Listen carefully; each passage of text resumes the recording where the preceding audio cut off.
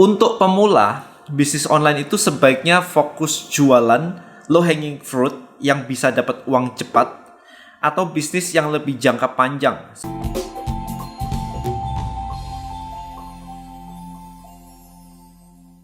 Alright guys, kita lanjutin ya. Q&A yang masuk ke saya masih banyak banget. Alright, so ini ada pertanyaan berikutnya. Alright, so pertanyaan dari Ann Charles. Untuk pemula, bisnis online itu sebaiknya fokus jualan low hanging fruit yang bisa dapat uang cepat atau bisnis yang lebih jangka panjang seperti startup di mana buahnya baru bisa dipetik setelah beberapa tahun. Seperti jualan produk Bonels, lalu Tribelio startup begitu ya. Kalau buat saya pribadi sih low hanging fruit is good, tapi ini konsepnya benar. Jadi ada yang panjang, ada yang pendek gitu kan. Nah, kalau bisa align better sebenarnya. Contoh, bukan Tribelio dengan Bonels, tetapi Tribelio dengan saya jualan buku misalkan. Saya jualan course. Itu kan dapat cash flow tuh. Nah, cash flow dari situ bisa dibuat untuk memodalin yang gede. Yang kita butuh bertahun-tahun untuk dibangun dulu. Anda nonton IGTV saya deh, yang kemarin tuh saya ngobrol dengan Coach David Cokro ya. Dia juga mengatakan kan, kalau misalkan menanam kentang sambil menungguin panen, nanam cabai itu lebih cepat gitu kan. Jadi sama juga dengan ketika ada bisnis properti. Ketika ada bisnis properti, ada beli properti, daripada menunggu capital gain, jadi kayak propertinya mau saya jual 5 tahun lagi atau 10 tahun lagi, daripada nganggur nungguin harganya naik, propertinya dibuat lebih produktif, disewa jadi kos-kosan, dibuat jadi Indomaret atau di rental ke orang. So itu yang harus dilakukan. Jadi tetap di satu tempat, bukan kemana-kemana. Tapi kalau kemana-mana, jadinya nggak fokus nantinya. Ya kan, jadi Anda punya 2 bisnis. Kalau fokusnya harusnya adalah satu bisnis dulu. Kalau Anda sudah bisa running satu bisnis, punya 2 bisnis, 3 bisnis, ya terserah Anda. Tapi kalau satu bisnis aja kagak bisa ngejalaninnya, ya Anda 2-3 bisnis ya sama aja gak bisa jalaninnya semua. So focus on one. Jadi kalau di Tribelio, saya juga jualan buku, saya ada course list building mastery yang integrated. Jadi belajar list building black book, kemudian LBM itu menunjang Anda untuk membangun list building di mana toolsnya menggunakan Tribelio itu sendiri. Jadi integrated kayak gitu, marketingnya benar-benar terstruktur rapi, bukan tiba-tiba jualan yang lain. Kalau Bonels kan memang sudah ada dari dulu Bonelsnya, ya kan. Jadi it's a different company, profitnya pun tidak pindah-pindah begitu. Nggak ada profit Tribelio ke Bonels, nggak ada profit Bonels ke Tribelio. It's totally different company. Secara legal juga totally different. Jadi buat saya jawabannya adalah low hanging fruit sambil jalan, sambil ngebangun yang besar, oke. Kalau bisa align. Jadi bukan berbeda, gitu ya jawabannya ya. Pertanyaan berikutnya dari Gentleman Republic.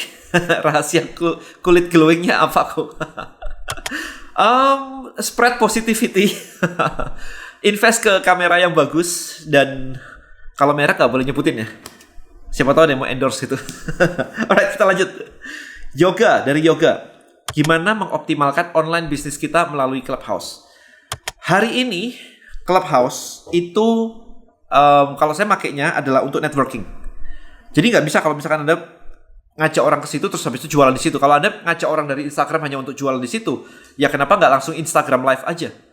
Ya, jadi kalau memang dari follower Anda, ya mending dari source trafficnya di mana? Kalau misalkan follower Anda dari YouTube, ya udah dari YouTube aja dibuat video, dibuat rutin kayak begini, Anda dapat followers, Anda bisa langsung jualan. Instagram juga hal yang sama. Tapi di Clubhouse itu kita, kalau saya nih ya, kayak bayangin aja kayak ngopi sama temen, ngobrol begitu, 3-4 orang ngobrol kayak begitu.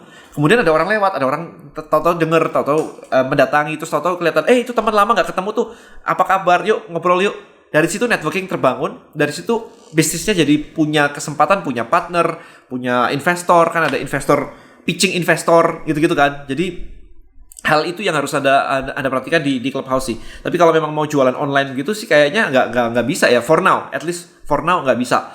Kita lagi mau membuat, sebentar lagi, I think beberapa minggu lagi sih, kita akan launch fitur kayak Clubhouse di Tribelio, namanya Tribelio Space. Jadi intinya kurang lebih mirip sih. Anda ngajakin orang untuk ngobrol, kemudian kalau orang tertarik dengan obrolan Anda, bisa Anda ajak join ke tribe Anda. Ya, jadi flow-nya seperti itu.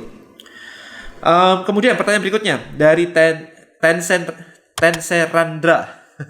Kok kalau mau bangun bisnis online, apakah harus langsung keluar modal banyak untuk marketing, iklan, dan lain-lain?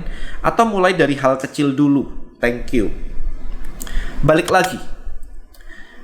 Jadi gini, apakah Anda mau membangun gubuk atau Anda mau membangun apartemen? Tower, beneran. Kan ada arsiteknya ya, ada arsitekturnya, ada blueprintnya kan, ada rancangannya kan untuk membangun itu. Kan nggak bisa ya kita mulai membangun gubuk lama-lama jadi apartemen. Like, impossible gitu. Dan pertanyaannya adalah Anda mau bangun apa? Apakah Anda mau bangun gubuk atau Anda membangun apartemen? Kalau Anda mau bangun apartemen dengan modal gubuk ya nggak bakal jadi, gitu aja, simple. Terus kalau nggak punya duit mau bangun apartemen gimana? Cari investor. Saya pernah invest di tempatnya Bong Chandra, Springwood Apartment.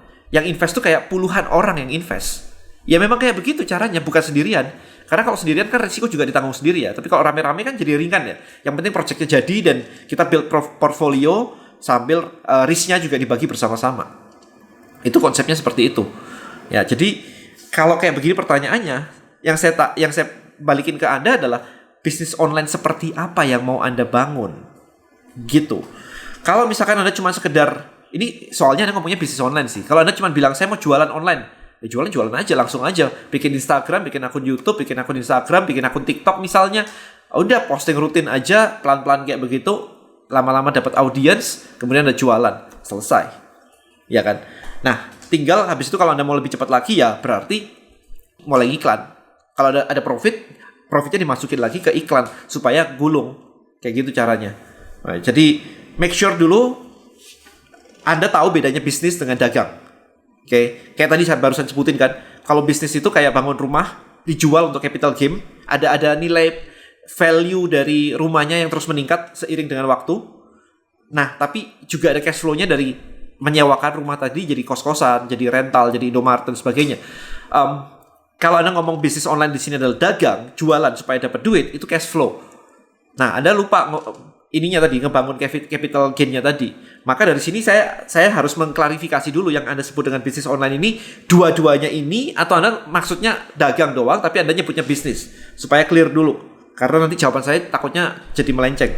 Ya, so hopefully itu menjawab ya. Tergantung blueprint Anda. Tapi kalau Anda mau dagang online, jualan doang, supaya dapat duit doang, mindsetnya cuma jualan doang, ya nggak ada masalah, langsung aja mulai aja.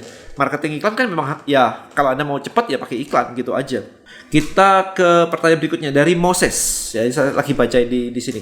Dari Moses. Kemudian ini ada yang bilang, kerja di bidang digital marketing, kalau strategi email list building itu strategi terakhir dalam bisnis online. Pendapatku Denny gimana? Oke, kalau menurut saya list building, email marketing itu fundamental. Jadi kalau fundamental kayak bangun gedung begitu, fondasi itu dimulai di akhir atau di awal ya? Kalau di kepala saya, itu dimulai di awal malahan. Ketika bangunnya belum apa-apa, kita udah siapin dulu nih. Nanti kalau misalkan customer datang, kita harus tangkep dia nih, supaya kita bisa masukin ke list kita.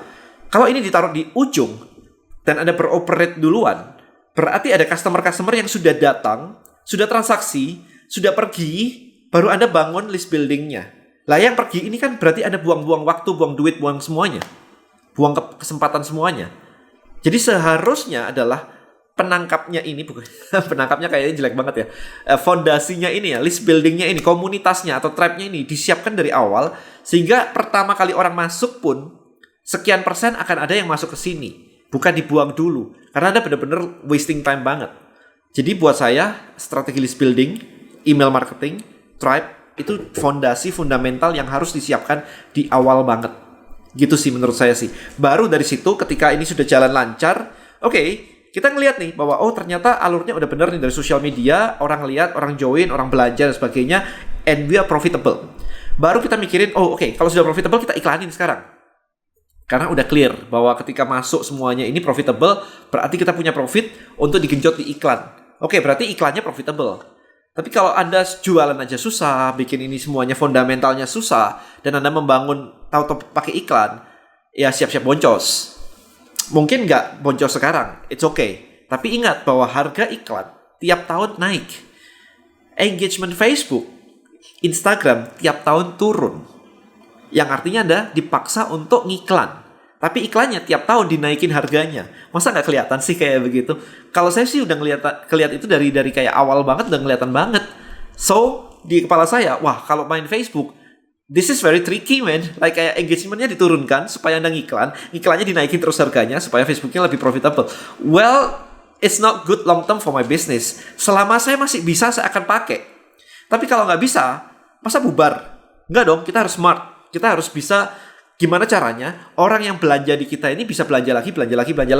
Sehingga yang namanya income dari satu orang atau penjualan Anda dari satu orang itu meningkat. Nggak cuman beli sekali terus hilang. Tapi kalau bisa beli lagi, bulan depan beli lagi, setahun bisa beli kayak 4 kali, 5 kali setahun gitu. Kalau bisa kayak gitu akan bagus banget. Berarti Anda punya margin yang cukup untuk ngiklan lagi. Ketika harga Facebook Ads-nya semakin tinggi, Anda tetap semakin punya profit yang lumayan untuk ngiklan. Jadi masih bisa ngikutin. Sambil itu berproses, Anda bawa masuk orang itu ke dalam komunitas atau tribe tadi gitu flow-nya. Sehingga ketika ada platform iklan baru, let's say sekarang ada TikTok bisa ngiklan gitu.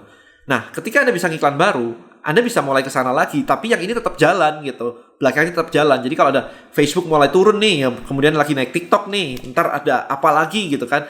Anda siap karena back end Anda, fundamental Anda kuat.